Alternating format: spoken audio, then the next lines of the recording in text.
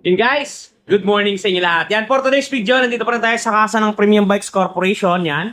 At ang pag-uusapan natin ngayong araw ay ang presyo ng ating Honda Click, which is hihimay-himay natin para magkaroon ng idea yung mga subscriber at yung mga nagtatanong sa atin kung magkano ba sa different down payment ang ating Honda Click 125 2026. Ito yan guys, version 4 yan ha. Yan. Dito sa video na to guys, syempre isa-isay natin yung kanyang inclusion, isasama na natin yon. Magkano ba ang minimum down payment papunta sa iba't ibang down payment para may idea kayo. Pagka kayo kukuha ng Honda Click, meron na kayong idea bago pa lang kayo pumunta sa kasa. Alam nyo na ang magiging galawan ng inyong mga monthly amortization. Okay, bago natin tirahin kanin, syempre, intro muna tayo.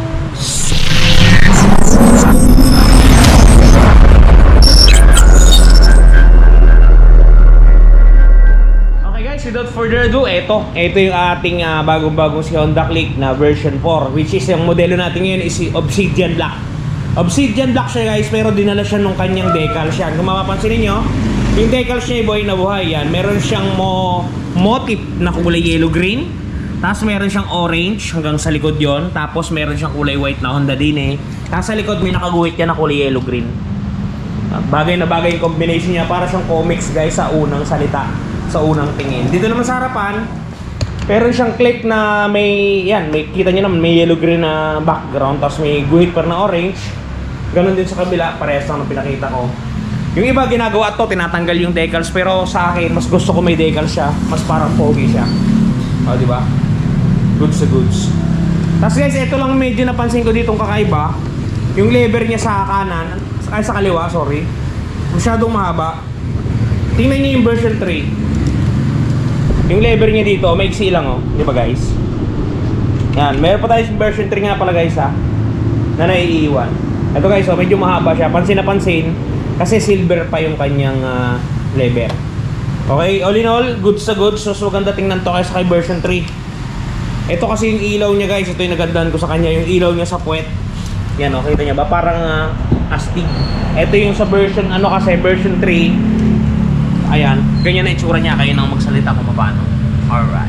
Basta nagandahan ko si version 4. Yan, goods sa goods. Doon naman sa bangko niya, same lang. Parehas lang sila ng bangko, walang pinagbago. Sa carrier, medyo may konting diferensya, pero goods sa goods. Yan o. So maganda pa rin si version. Tsaka ito pa yung napansin ko pala sa kanya. Yung pagbubukas nito guys, wala na siyang sabit. Pansinin nyo. Yung sa version 3 kasi medyo sumasabit, ito wala oh. Pag sara ko, didiin ko, nakasara na yan. Pag ibubukas ko siya, ito lang hawakan ko, didiin ko, tapos i-open ko, walang sumasabit. Unlike sa version 3, ito, tingnan nyo guys. Yan yung napansin ko sa kanya. Yan, nakasara, bubuksan ko yan oh. Yan oh, sumasabit oh, pakinggan nyo sumasabit siya guys. Sa lahat ng version 3 to, napapansin ko to yan oh. Yun, may sabit siya sa pairings, dito parang dito banda. Version 3 to yan oh. Itong si version 4 talaga wala. Ngayon yung napansin ko sa kanyang mga in-upgrade na sigurado. Pansinin nyo wala oh. Hassle free. Diba? Nakaka-stress din kasi minsan pag yung sumasabit-sabit siya, wala. All good siya. Tapos yan, kung mapapansinin yung charger type niya, charger port niya guys, yan oh. Nasa loob din na ito. Magandang galawan din. Yan. All in all, good item to.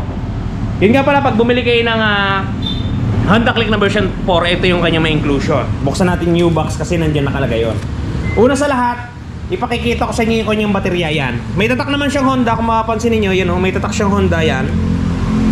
Kaya hindi kayo maliligaw. Medyo malaki to, sinlaki to ng battery ng mga NMAX, pero may tatak siyang Honda. Para sa Honda talaga, Yuasa siya, Yuasa. Product to ng Thailand, kung hindi ako nagkakamali. I-correct nyo na lang ako kung nagkakamali ako, no? Yan. Yung sa likodan. Bago to guys, brand new. Sumunod, meron siyang owner's manual. Ito, dito nakalagay yung mga babasahin ng ating unit. Yan. Sumunod, meron siyang kakaunting tools. Ito guys, hindi talaga siya maraming. Ako na nagsabi sa inyo, ito lang ang tools niya. Isang pangtanggal ng spark plug, tapos positive tsaka negative ng screw, wala nang iba. Tapos lastly, yung kanyang side mirror. Ito yung side mirror niya guys, para aware kayo. Ito yung side mirror niya. Ganito itsura guys. Long stem to, yung side mirror ng ating unit. Long stem siya, mahaba yung stem niya. Tapos yan, parang dahon siya na walang tatak na Honda. Yan, ganyan siya. All goods. Alright, yun yung mga inclusion ng ating unit. At in addition nga pala, ito guys yung kanyang helmet. Pagka bibili kayo, ito yung free na helmet natin. Papakita ko sa inyo. Ito guys, labas tayo, medyo madilim sa service area eh.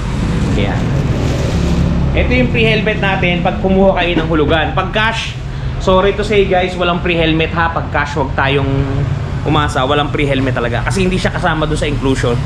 Ito yung helmet natin na pang freebies, color black, color LED. Ang tatak niya HQC, high quality siguro yan. Sa likod, yan, may premium bikes yan. Pag sinuot niyo siya, ganito ang lapatan niya guys, makikita ko sa inyo. Try natin sukatin. Siyempre, bago natin i-try sukatin yan, siyempre may pawis tayo. Huwag para hindi mahawa ng pawis sa inyo natin. Paglagay tayo ng plastic. Ayan.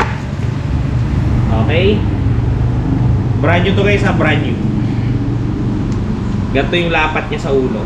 Maganda rin siya, pwede na siya, makakalusot siya sa mga manghuli, especially kay Sir Gabriel Go. Yan. Yan, ito guys, ito yung lapat niya. Naka-helmet sa inyo. Yan. Yan yung galawan niya.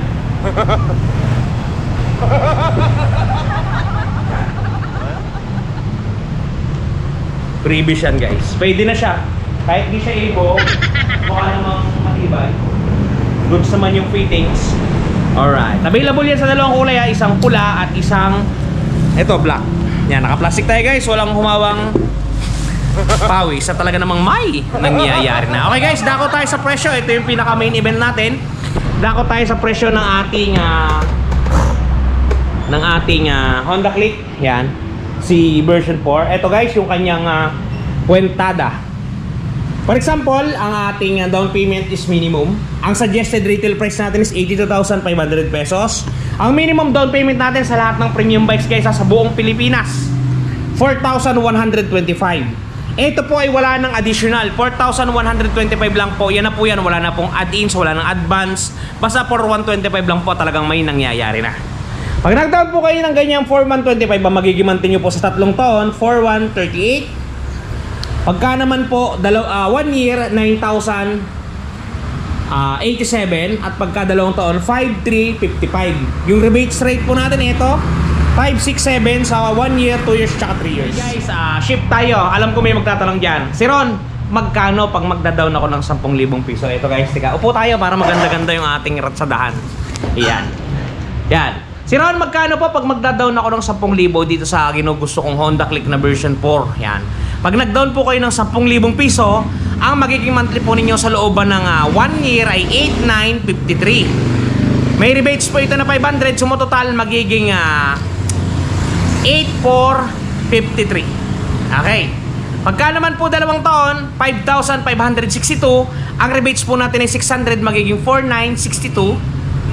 At pagka syempre 3 taon, 3,518. Ang rebates po natin ay 700, so mo total magiging 3,818 na talaga namang may nangyayari na. Ito guys yung kwentada pagka 10,000. Okay, dagdagan natin kasi may re-request dyan. Si Ron, paano po pag nag-down naman ako ng 20,000? Ito guys, 20,000. Pag bumitaw po kayo ng 20,000, medyo maganda po yan. Medyo ang tama niyan, leeg. Ang magiging monthly nyo po sa looban ng 1 taon ay 7,875. Pag rebated po siya, magiging 7,375 na lamang po. At pag 2 taon po, 4,892. Ang rebates po natin ay 600, magiging 4,292. At pagka 3 taon, ito guys, oh, kita nyo naman, malinaw na malinaw yan. 3,974. Ang rebates po natin ay 700 pieces. So matotal magiging 3,274 ang ating 3 years. Ito po ang kwentada sa 20,000. Ngayon, dun po sa mga magtatanong, si Ron, ano ang magiging requirements namin pag gusto naming maglabas ng motorsiklo? Ito guys, unang-unang kailangan natin is 1 valid ID. Valid ID. Alam niyo naman po yung valid ID natin, syempre yun po yung mga primary ID na ginagamit po natin sa ating pamumuhay. Like driver's license, voter's ID, government ID, at kung ano-ano pa, yung national ID natin, pwede din po yun. Yun. Ang requirements pa po nating pangalawa is yung ating proof of income. Kung ano po yung pinagkakakitaan natin. Just for example, ako po empleyado, ang kailangan ko pong isumite ay payslip. Kung wala pong payslip, certificate of employment. Yun lamang po, napakadali lamang. Ngayon, kung kayo naman po ay nagdadrive ng mga TNBS, just like for example, Uber, Mupid, ang kailangan po natin syempre yung ating mga booking records, yung mga ginamit po natin sa isang lumipas na isang 15 days, yun pong isusumitin natin. Madali lang po mag-request nun sa inyong pinaka-superior. Request nyo lang po yung mga bookings ninyo. Yan. Kung may payslip, pwede yun. Kung may COE, pwede din po yun. Ganun lang po. Napakadali lang po. Yun lang po ang requirements natin. Hindi na po tayo dito humihingi ng co-maker. Hindi na po tayo humihingi ng 2x2 picture. Wala na po. Yun lang po. One valid ID at proof of income. Kung may asawa po kayo, one valid ID lang po ni Mrs. at o ni Mr. Yun lang po.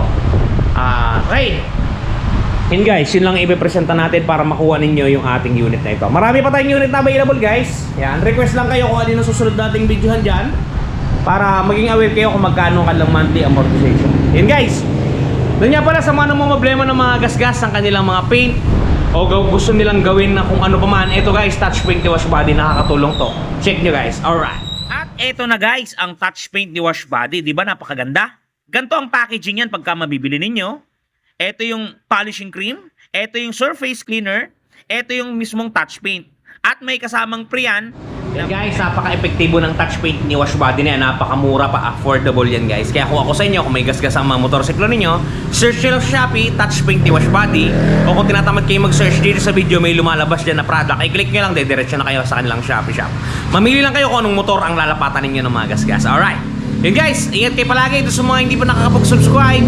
Guys, baka naman pwede maglambing ng inyong subscribe. Okay, hanggang dito lang po. Ingat kayo palagi at palagi po kayo magpapakasaya sa Round TV. Bye-bye! Shoes!